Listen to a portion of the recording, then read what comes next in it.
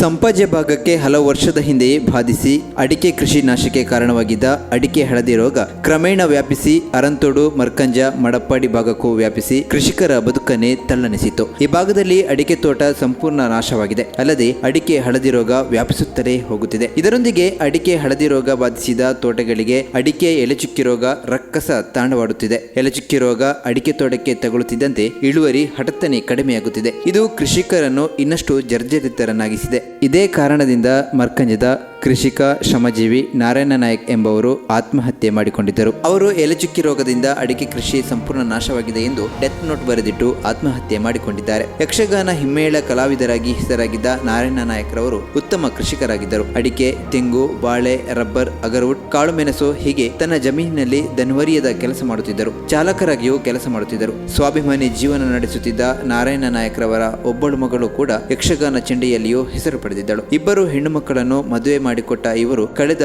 ಕೆಲ ಸಮಯಗಳಿಂದ ಮಂಗಳೂರಿನ ತನ್ನ ಮಗಳ ಮನೆಯಲ್ಲಿ ದಂಪತಿ ಸಮೇತರಾಗಿ ಜೊತೆಗಿದ್ದರು. ಜನವರಿ 20ರಂದು ಮರ್ಕಂಜದ ಮನೆಗೆ ಬಂದಿದ್ದ ಇವರು ಮನನೊಂದು ಆತ್ಮಹತ್ಯೆ ಮಾಡಿಕೊಂಡಿದ್ದರು.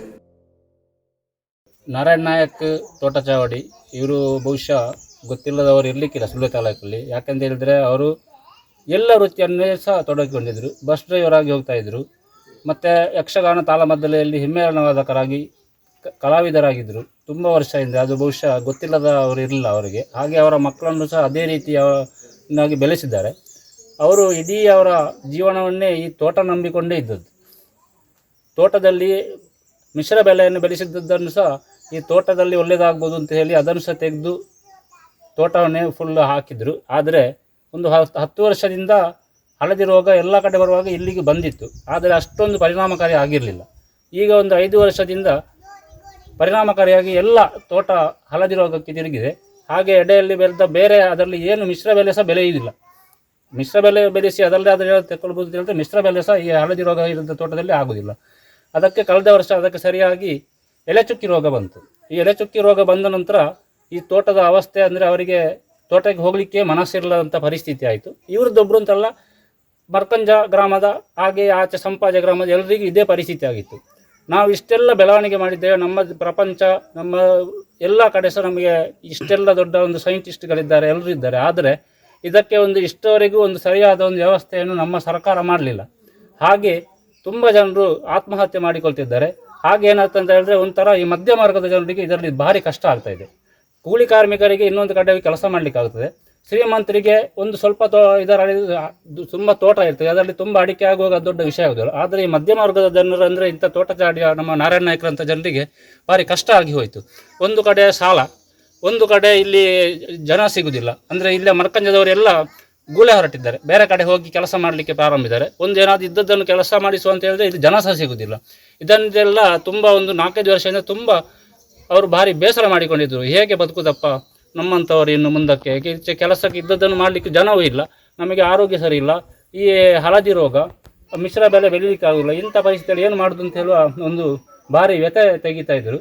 ಹಾಗೆ ಮೊನ್ನೆ ಅವರು ಇಲ್ಲಿ ಡೆತ್ ನೋಟ್ ಒಂದು ಬರೆದಿಟ್ಟು ನಮಗೆ ಸರಿಯಾದ ಸರ್ಕಾರದಿಂದ ಪರಿಹಾರ ಸಿಗಬೇಕು, ನಮಗೆ ನಮ್ಮ ಹೆಂಡತಿ ಮಕ್ಕಳ ಜೀವನ ಮುಂದಕ್ಕೆ ಒಳ್ಳೆದಿರಬೇಕು ಅಂತ ಹೇಳಿ ಆತ್ಮಹತ್ಯೆ ಮಾಡಿಕೊಂಡಿದ್ದಾರೆ. ಇದಕ್ಕೆ ಕಾರಣ ಅಂದರೆ ಈ ಹಳದಿ ರೋಗ ಅಂತ ಹೇಳ್ಬೋದು. ಇದರಲ್ಲಿ ಬೇರೆ ಏನು ವಿಷಯ ಇರುವುದಿಲ್ಲ. ಮೊದಲು ಅಡಿಕೆ ಎಷ್ಟಾಗ್ತಿತ್ತು? ಈಗ ಮೊದಲು ಅವರಿಗೆ ಒಂದು 7 ಕಂಡಿ ಅಡಿಕೆ ಆಗ್ತಾಯಿತ್ತು. ನಾನು ಬೆಲ್ಲಾರಿಯಿಂದ, ನನ್ನ ಭಾವ ಅವರು, ನಾನು ಮೊದಲು ಸರಾಗಿಲ್ಲಿ ಬರ್ತಾ ಇದ್ದೆ. ಒಂದು 7 ಕಂಡಿ 8 ಕಂಡಿ ಅಡಿಕೆ ಆಗ್ತಾಯಿತ್ತು. ಇಡೀ ಜಾಲಲ್ಲೆಲ್ಲ ಫುಲ್ ಅಡಿಕೆ ಇತ್ತು. ಅಂಥದ್ರಲ್ಲಿ ಒಂದು ಸಣ್ಣ ಗೂಡಲ್ಲಿಗೆ ಒಂದು ಗೋಣಿ ಅಡಿಕೆ ಆಗೋದಿಲ್ಲ, ಅಂಥ ಪರಿಸ್ಥಿತಿ ಆಗಿದೆ. ಬೇರೆ ಜೀವನ ನಿರ್ವಹಣೆಗೆ ಬೇರೆ ಏನಿಲ್ಲ. ಅಂಥ ಪರಿಸ್ಥಿತಿಯಲ್ಲಿ ಅವರು ಈ ಥರ ಆತ್ಮಹತ್ಯೆ ಮಾಡಿಕೊಂಡಿದ್ದಾರೆ ಅಂತ ಹೇಳಲಿಕ್ಕೆ ಭಾರಿ ಬೇಸರ ಆಗ್ತಾಯಿದೆ. ನೀವು ಸರ್ಕಾರವನ್ನು ಏನಾದರೂ ಒತ್ತಾಯ ಮಾಡ್ತೀರಾ? ಸರ್ಕಾರವನ್ನು ಈಗ ನಮ್ಮ ಸ್ಥಳೀಯ MLA ಇದ್ದಾರೆ. ಹಾಗೆ ಮೊನ್ನೆ ಇಲ್ಲಿ ಕೃಷಿ ಮಾರುಕಟ್ಟೆಯಲ್ಲಿ ಅವರೆಲ್ಲ ಬಂದಿದ್ದಾರೆ ಇಲ್ಲಿಗೆ. ಹಾಗೆ ನಾವು ಪರಿಹಾರಕ್ಕೆಲ್ಲ ಬರ್ಕೊಂಡು ಹೋಗಿದ್ದಾರೆ. ಅವರಿಗೆ ಆದಷ್ಟು ಬೇಗ ಅವರಿಗೆ ಸಿಗುವಂಥ ಪರಿಹಾರವನ್ನು ಸರ್ಕಾರಕ್ಕೆ ಒತ್ತಾಯ ಮಾಡಿ ನಮಗೆ ಕೊಡಿಸಬೇಕು ಅವರ ಫ್ಯಾಮಿಲಿಯವರಿಗೆ ಅಂತ ಈ ಸಂದರ್ಭದಲ್ಲಿ ಕೇಳಿಕೊಳ್ತಾ ಇದ್ದೇನೆ.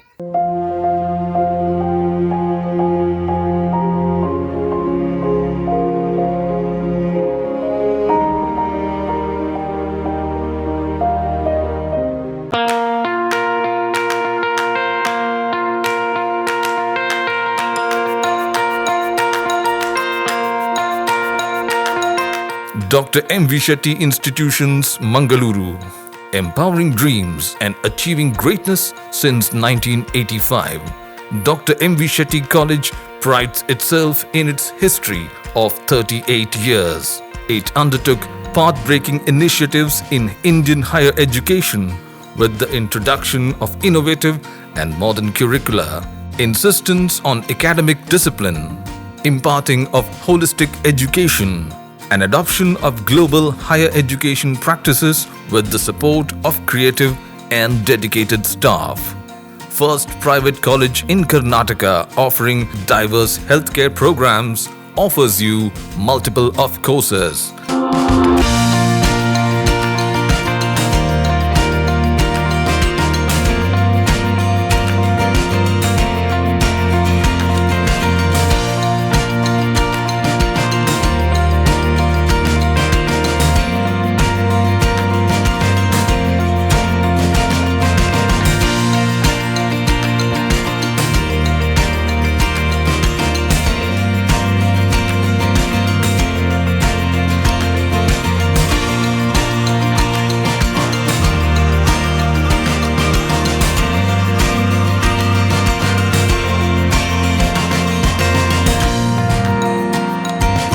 Dr. M. V. Shetty Institutions is a nurturing ground for an individual's holistic development to make effective contribution to the society in a dynamic environment. Dr. M. V. Shetty Institutions, Kavur Road, Vidyanagar, Mangaluru, Karnataka 575013. Contact 0824 248 1048, 0824 248 1096. Website www.mvshettycolleges.edu.in.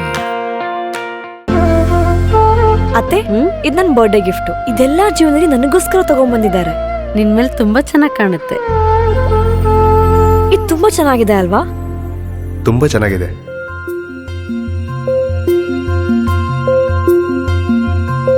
It will look really good on you. Amma? Huh? Mother is always son's first love.